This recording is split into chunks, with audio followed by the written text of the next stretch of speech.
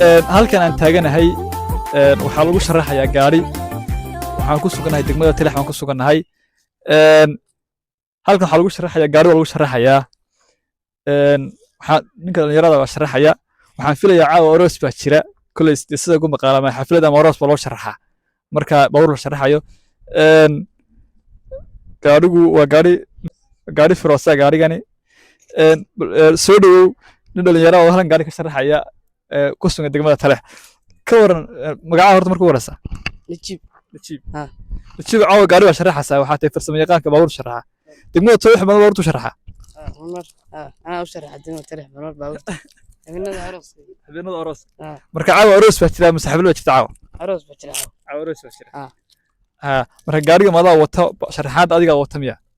أنا وتاه marka la oran kara wixii wada isku koobsay magaalada وحين أنا سكوت أنا أشرح ما عروس دي حتى هي marka adigu waxaa tahay dhalinyarada magaalada tahay mise dhalinyarada la sacad ka yimaata غير المقالة Taleex baa ku dhawaad تاعهم inta ku leeyahay Soomaa yaa ku baray marka shaqadan sharaxaadda iyo waxyaalaha bawrta la sharaxaya ku baray كل جولة سكوت برتدي ما gobolada ku soo baray bal waayo inoo sharax gaariga hadhow warsuu soo baxo hadhow bal gaariga wala sharaxayaa warsuu soo baxo hadhow eegi doona gaarigan ninka dhalinyarada wadada yar ima jir baa horta شيء توم بعدك شيء jir baa ninka dhalinyarada shii jirka ku sugan degmada Taleex caawa gaariga sharaxi doona waxaan fili doonaa inuu gobolada kale uu ka qurux badnaan doono qaabka uu sharaxayo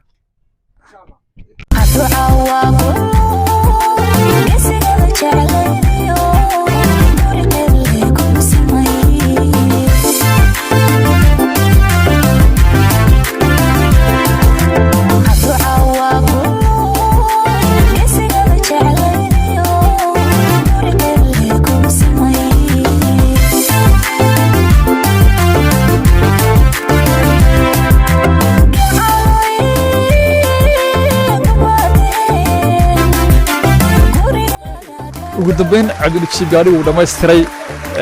sidii loogu talagalayna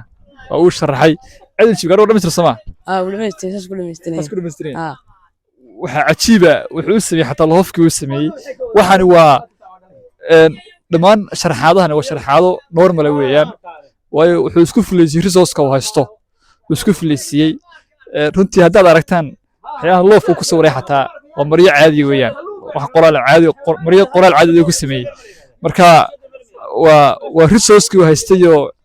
intii yar uu haystay isku filaysiiyay qalab fara badan ma haysto laakiin haddana ugu dambe wuxuu ka soo saaray laakiin gaari sharaxan oo dhameystiran runtii si qurux badan oo soo gobolada kale uu sharaxay ma sha Allah Cabdirasaaq Cabdilkiis hambalyo همبلي adu ma rastort يا adu ma rastort ها arasa waa gorwa دور دخسات